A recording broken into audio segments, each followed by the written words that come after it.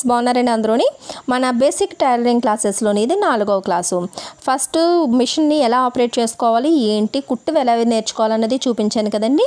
ఇప్పుడు ఏవేం కుట్లు మీరు ప్రాక్టీస్ చేస్తే మనకి డ్రెస్ కానీ బ్లౌజెస్ కానీ ఏదైనా సరే క్లాత్లు స్టిచ్చింగ్ చేసినప్పుడు యూజ్ అవుతుంది అన్న విషయం గురించి పూర్తి వివరంగా తెలుసుకుందాం.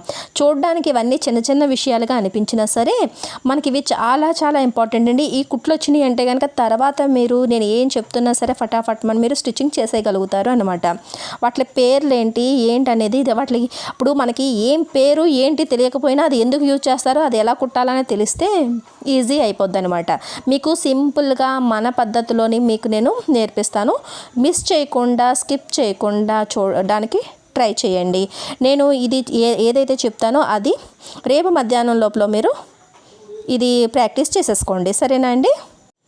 మీకు ముందు క్లాస్లోని ఈ రకంగా స్టిచ్చింగ్ చేసుకోండి అని చెప్పాను. ఇలా క్లాత్ అనేది వెడల్పు ఇలా తక్కువ ఉండి పొడవు ఎక్కువగా ఉన్నది తీసుకోండి. ఈ రకంగా చూస్తున్నారు కదా, ఎక్కువ తీసుకొని ఒక కుట్టుని ఒక క్లాత్ మీద మీరు ప్రాక్టీస్ చేయండి. నేను ఇలాగ స్టిచ్చింగ్ చేసుకోమని చెప్పాను. ఇలా స్టిచ్చింగ్ చేసుకున్న తర్వాత దారాన్ని కట్ చేయకుండా ఇలా వెనక్కి తిప్పి మళ్ళీ ఇంకో స్టిచ్చింగ్ చేసుకోండి అని చెప్పాను. ఎందుకంటే మీకు లాక్ అనేది నేను నేర్పించలేదు. దానివల్ల ఏంటంటే దారం కట్ చేసిన వెంటనే మీకు దారం చిక్కపడడం జరుగుతుంది, ఇవన్నీ కూడా అవుతాయి. ఇప్పుడు లాక్ నేర్చుకుందాం. లాక్ అనేటప్పటికి మిషన్ని ఇలాగా 2-3 కుట్లు ముందుకు వేసి కుట్టాలి నెమ్మదిగా. దాని తర్వాత వెనకాల పాదాన్ని ఇలా వెత్తి క్లాత్ను ముందుకు లాగి మళ్ళీ అదే కుట్టు మీద మళ్ళీ ఇంకొకసారి కుట్టడం అనమాట. ఇది లాక్ అంటారు. ఈ కుట్టడం వల్ల ఏంటంటే మీకు మీరు వేసిన కుట్లు విడిపోకుండా స్ట్రాంగ్గా ఉంటాయి. ఇది ప్రాక్టీస్ చేయండి. ఇంకొకటి దాంతో పాటుగా వెంటనే అదే కుట్టులోనే ఇంకొక ప్రాక్టీస్ ఏంటంటే మీరు ఇప్పుడు కుట్టిన కుట్టు ఉంది కదా, ఫస్ట్ ఆ కుట్టు ఈ లోపల వైపు ఫూట్ ఉంది చూసారు కదా, ఈ పాదానికి ఇలాగా టచ్ అవ్వాలి. అర్థమవుతుంది కదండి. ఈ పాదం అనేది దీన్ని ఫూట్ పాదం అంటారు. ఈ పాదం అంచు చూడండి, నేను ఈ వైర్తో కూడా చూపిస్తాను చూడండి. ఈ పాదం అంచు అనేది ఈ కుట్టుకి టచ్ అవుతూ రావాలి. దీన్ని ఫూట్ మార్జిన్ అంటారు. ఈ ఫూట్ మార్జిన్ అన్నది చాలా చాలా ఇంపార్టెంట్ అండి. ఈ ఫూట్ మార్జిన్ వెడల్పుని కుట్టడం రాకపోతే కనుక బ్లౌజెస్ దగ్గర వాటి దగ్గర ఖర్చుల దగ్గర ఏంటంటే చాలా చాలా ప్రాబ్లమ్స్ వస్తాయి. ఇది చిన్నది కదా అని అనుకుంటారు కానీ ఇది చాలా పెద్ద విషయం అండి. ఇది మాత్రం ప్రాక్టీస్ చేయండి. ఇలా లాక్ వేసుకుంటూ పాదం ఖర్చుని మెయింటైన్ చేయండి. ఒకేసారి 2 రకాలైన స్టిచ్చింగ్స్ మీరు నేర్చుకోగలుగుతారు. చూస్తున్నారు కదా, మధ్యలోని చిన్నది కుట్టాను, మళ్ళీ పాదం తేల్చి క్లాత్ పైకి లాగి లాక్ వేస్తున్నాను. మళ్ళీ చూసారా ఎండింగ్ వరకు వచ్చేసిన తర్వాత మొత్తం క్లాత్ కుట్టేసిన తర్వాత ఇలాగ దాన్ని మళ్ళీ ఎత్తి క్లాత్ ముందుకు లాక్కుని మళ్ళీ ఒక 2-3 కుట్లన్నా సరే దాని మీద పడేటట్టుగా కుట్టాలన్నమాట. అలా కుడితే ఏమవుతుంది అంటే లాక్ అవుతుంది. ఇప్పుడు మీరు దారాన్ని కట్ చేయొచ్చు. దారం కట్ చేసిన తర్వాత ఈ కటింగ్ చేసిన దారం అనేది కొద్దిగా ఎక్కువగానే ఉండాలి. లేదు అంటే కనుక మళ్ళీ మీరు స్టార్ట్ చేసేటప్పటికి దారం చిక్కపడిపోద్ది, లేదంటే సూదులోంచి దారం పోద్ది. చూస్తున్నారు కదా, ఇక్కడ ఒక లాక్ వేసాను, ఇక్కడ ఒక లాక్ వేసాను, ఇక్కడ ఒక లాక్ వేసాను. ఇది లాక్ వేసింది తెలియకూడదు, ఎక్కడ లాక్ వేసామన్నది మీకు కనిపించకూడదు. అదే కుట్టు మీదకి రావాలి. ఎగుడు దిగుడు అటు ఇటు అయ్యింది అంటే కనుక లాక్ సరిగా రాలేదు అని అర్థం, సరేనా అండి. ఈ పాదం ఖర్చు అన్నది లాక్ వేస్తూ పాదం ఖర్చు వెడల్పుని కనీసం ఇప్పుడు నేను ఎంతైతే క్లాత్ తీసుకున్నానో అంతన్నా సరే స్టిచ్చింగ్ చేస్తూనే ఉండాలి. ఇలా లాక్ చేశానా, మళ్ళీ కొద్ది కుట్టానా, మళ్ళీ సూది పైకి తీల్చి అలా ముందుకు లాగి మళ్ళీ కుట్టానా, మళ్ళీ కొంత దూరం వచ్చిన తర్వాత మళ్ళీ పాదం ఎత్తి కొద్ది క్లాత్ ముందుకు లాగి ఇలా కుట్టానా, ఏంటంటే లాక్ అవుతుంది. అదే రకంగా పాదం అనేది మనకి ఆ కుట్టుకి టచ్ అయ్యేటట్టుగా మీరు చూసుకోవాలి. దీనివల్ల ఏంటంటే మనకి కుట్టుకి మధ్యలో ఉన్న వెడల్పు ఏ స్కేల్కు యూజ్ చేయకుండా లైన్గా వస్తుంది. వంకర టింకర వచ్చిందా మీకు పాదం ఖర్చు రాలేదు, లాక్ పడలేదా లాక్ వేయడం రాలేదు. ఈ 2 ఒకే కుట్లో ప్రాక్టీస్ అవ్వాలి, సరేనండి. విసుక్కోకుండా ఓపిక్గా కొద్దిగా ఎక్కువ కుట్లు కుట్టుకున్నారంటే కనుక మీకు ప్రాక్టీస్ అవుద్ది. చూసారా, లాక్ వేయడం వల్ల మనకి విడిపోదనమాట.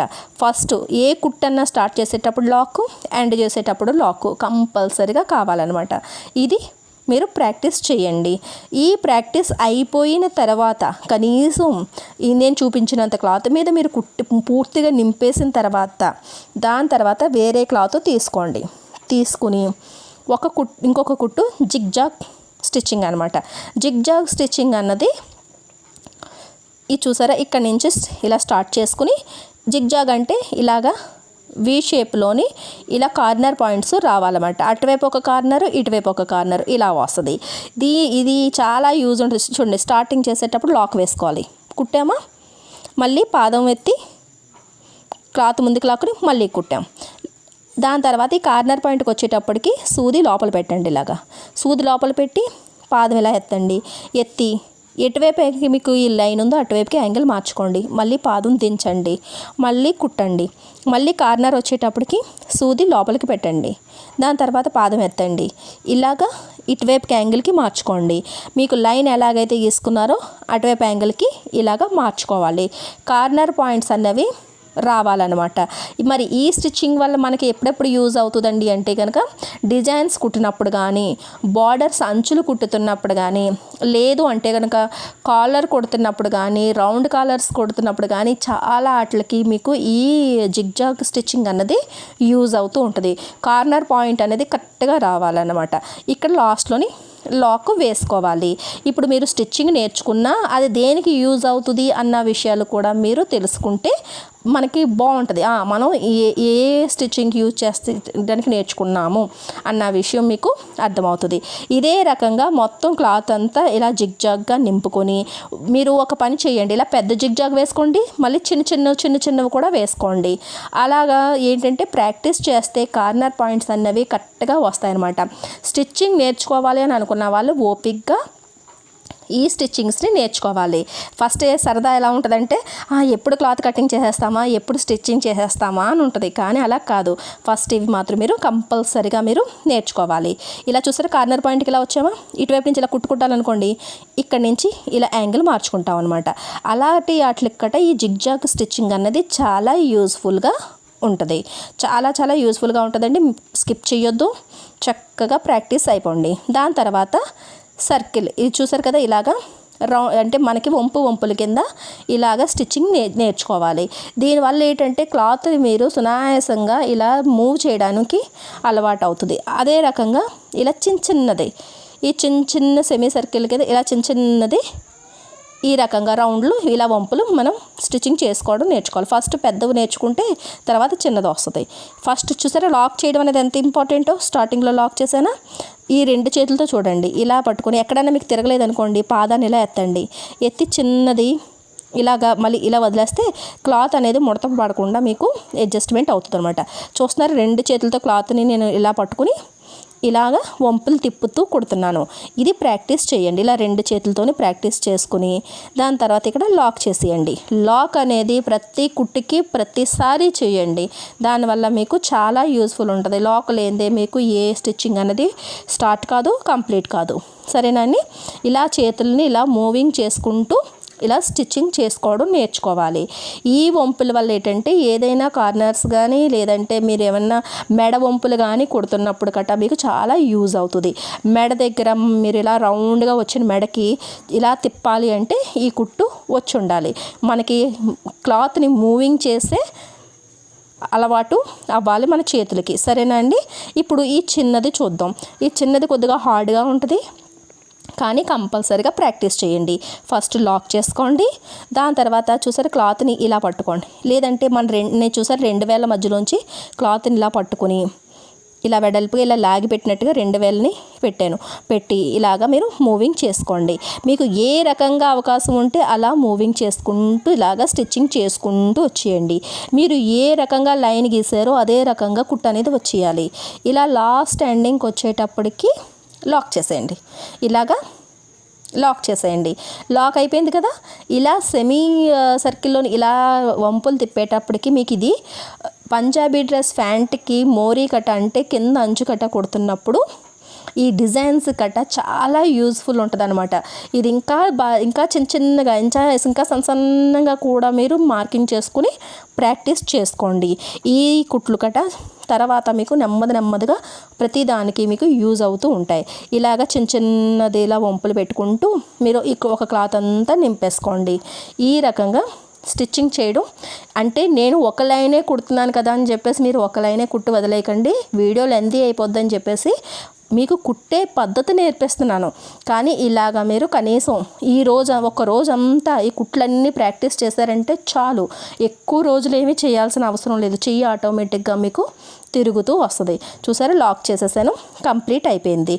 ఈ రకంగా మీరు కంపల్సరీగా ప్రాక్టీస్ అన్నది చేయండి. దాని తర్వాత సర్కిల్ చాలా ఇంపార్టెంట్ అండి. ఇది వచ్చింది అంటే కనుక మీరు ఏ రకమైన క్లాత్నైనా తిప్పుతూ సునాయాసంగా స్టిచ్చింగ్ చేసేసుకోగలుగుతారు. ఇలాగ ఏంటంటే ఒక చక్రం లాగా ఇలాగ సర్కిల్ని గీసుకోండి. ఈ కుట్టు మీకు ఎప్పుడు యూజ్ అవుతుంది అంటే కనుక పాకెట్స్ కుట్టినప్పుడు, మెడ వంపు కుడుతున్నప్పుడు, అంటే సెమీ సర్కిల్గా అర్ధచంద్రాకారంగా ఏదైనా ఇలా రౌండ్ తిరిగేది ఉంటే కనుక దానికి మీకు ఈ కుట్టు అనేది ప్రాక్టీస్ చేస్తే ఉంటుంది. ఇప్పుడు స్టార్టింగ్లో మీకు చూపించాను లాక్ చేయమని, మరి ఇది మధ్యలోంచి స్టార్ట్ అవుతుంది. ఇప్పుడు ఏం చేయాలి? ఈ దారం కొద్దిగా ఎక్కువ తీసుకోండి. ఇలా పాదం ఎత్తి ఇలా దారం ఎక్కువ ఉండేటట్టు తీసుకుని పాదం ఎత్తి ఎక్కడైతే మనం స్టార్ట్ చేసామో అక్కడికి రావాలి. వచ్చిన తర్వాత పాదం దించుకుని ఈ పై దారం ఉంది కదా దాన్ని కొద్దిగా ఇలా పట్టుకోండి. లేదంటే కనుక సూదిలోంచి దారం పోతుంది. అప్పుడు మళ్ళీ ఒక 2-3 కుట్లు ముందుకు కుట్టిన తర్వాత మళ్ళీ అక్కడే లాక్ చేసేసుకోవాలి. వెనక్కి తీసుకుని లాక్ చేసుకోవాలి. లాక్ అయిపోయింది కదా, ఇలా 2 చేతుల్ని ఇలా పట్టుకుని ఎలాగైతే లైన్ ఉందో చూస్తున్నారు కదా, యాంగిల్ని ఇలా పట్టుకుని ఈ యాంగిల్ మనకు తిప్పుకోవడం అన్నది రావాలన్నమాట. ఇలా తిప్పుతూ చిన్నగా కుట్టుకోవాలి. ఫాస్ట్ ఎక్కువ వద్దండి, చిన్నగా కుట్టుకోవాలి. ఇలా చిన్నగా కుట్టుకుంటూ ఫాస్ట్గా సర్కిల్ తిప్పి కుట్టడం వచ్చేంత వరకు ప్రాక్టీస్ చేయాలి. చిన్నగా నెమ్మదిగా తిప్పుకొని కుట్టుకుంటూ ఫాస్ట్గా కుట్టడం వచ్చేంత వరకు కూడా కంపల్సరీగా మీరు ప్రాక్టీస్ అన్నది చేయాలన్నమాట. మీకు మీరుగానే చెక్ చేసుకోవాలి, నాకు స్టిచ్చింగ్ చేయడం వచ్చిందా, నేను ఈజీగా మూవింగ్ చేస్తున్నానా అన్నది మీకే తెలిసిపోద్ది. ఎవరికో చూపించి ఏదో అడగాల్సిన అవసరం మీకు లేదు. నేను చెప్తుంది మీకు వస్తుందా లేదా అన్నది మీకు మీరుగానే చెక్ చేసుకోండి. ఇవన్నీ కూడా ఇలా చూసారు, సర్కిల్ ఎలాగైతే ఉందో 2 చేతులతోని చూస్తున్నారు కదండి, ఇలా 2 అరచేతులు ఇలా పెట్టుకుని క్లాత్ ఎక్కడ ముడతలు పడకుండా, ఉగ్గు రాకుండా ఇలా సంచులాగా మధ్యలోని ఇలాగ రౌండ్ కింద వచ్చేస్తుంది. అలా రాకుండా లూజ్గా క్లాత్ లాగే ప్లెయిన్గా కనిపించాలి, కానీ కుట్టు పడిపోవాలి. అది ప్రాక్టీస్ అలా చేయండి. అలా చేశారు అంటే కనుక మీరు ఏ డిజైన్స్ అన్నా, ఏ మోడల్స్ అన్నా, ఏ రకమైన స్టిచ్చింగ్ అన్నా సరే చేయగలుగుతారు.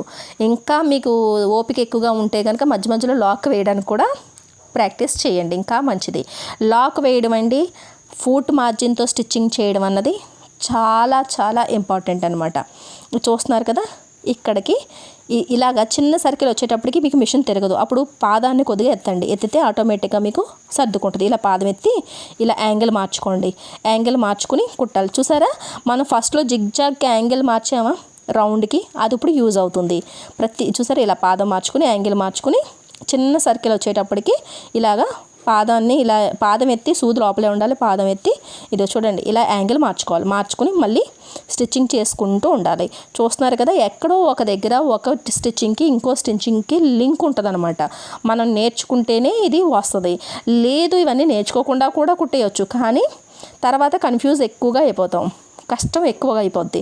ఇది వచ్చేసింది అనుకోండి, తర్వాత ఏం చెప్పినా సరే ఫటాఫట్ అని చెప్పేసి మీరు ఎక్కడ ఏం చూసినా సరే స్టిచ్చింగ్ చేసేయగలుగుతారనమాట. స్టిచ్చింగ్ నేర్చుకోవాల్సిన అవసరం ఉండదన్నమాట. చూస్తున్నారు కదా, సర్కిల్ అనేది చక్కగా ఎలా వచ్చిందో, చక్రం మనం ఎలాగైతే గీసామో అలా వచ్చేయాలి. ఉగ్గులా కానీ క్లాత్ ముడతలు కానీ రాకూడదు. వచ్చిందంటే మీకు రాలేదని అర్థం. అలా వచ్చేంత వరకు స్టిచ్చింగ్ చేస్తూనే ఉండండి. సరేనండి. మిమ్మల్ని మీరు చీటింగ్ చేయకుండా చక్కగా ఎక్కువ ప్రాక్టీస్ చేయండి. ఏదో వీడియో చూసేసామా బాగుంది నాకు తెలుసు అని అనేసుకుని మీరు వదిలేసే కన్నా ఒక్కసారి నేను ఎందుకు చెప్పాను ఒకసారి ప్రాక్టీస్ చేయండి. దాని తర్వాత ఇవన్నీ కూడా ఎన్ని రకాలైతే మీరు స్టిచ్చింగ్ చేసుకున్నారో ఒకటి వైట్ కలర్ క్లాత్ని కాటన్ క్లాత్ని మంచిది తీసుకుని అన్నీ ఒకదాని తర్వాత ఒకటి ఒక్కొక్క లైన్ కుట్టుకున్నారనుకోండి. తర్వాత ఎప్పుడైనా సరే మీరు బాగా స్టిచ్చింగ్ ప్రాక్టీస్ అయిన తర్వాత మీరు నేర్చుకున్న తర్వాత వేరే వాళ్ళకి నేర్పించవలసి వచ్చినప్పుడు కూడా మీకు ప్రాక్టీస్కి ఉంటాయన్నమాట. తడుముకోకుండా ఏం నేర్చుకున్నాము ఎదటోళ్ళకి ఎలా నేర్పించాలి అన్న విషయాలు మీకు తెలుస్తాయి. సరేనండి. ఇవే నోట్స్ అంటూ ఏంటి ప్రత్యేకించి ఏమీ ఉండదు. ఇదే నేనేం చెప్పానో అదే రాసుకోండి, అదే రకంగా ప్రాక్టీస్ చేయండి, సరిపోద్ది. సరేనండి. వీడియో నచ్చినట్లయితే కనుక ఒక లైక్ ఇవ్వండి. మన ఛానల్ని సబ్స్క్రైబ్ చేసుకోవడం మాత్రం మర్చిపోకండి. మళ్ళీ ఇంట్రెస్టింగ్గా నెక్స్ట్ క్లాస్లో మనం కలుద్దాం.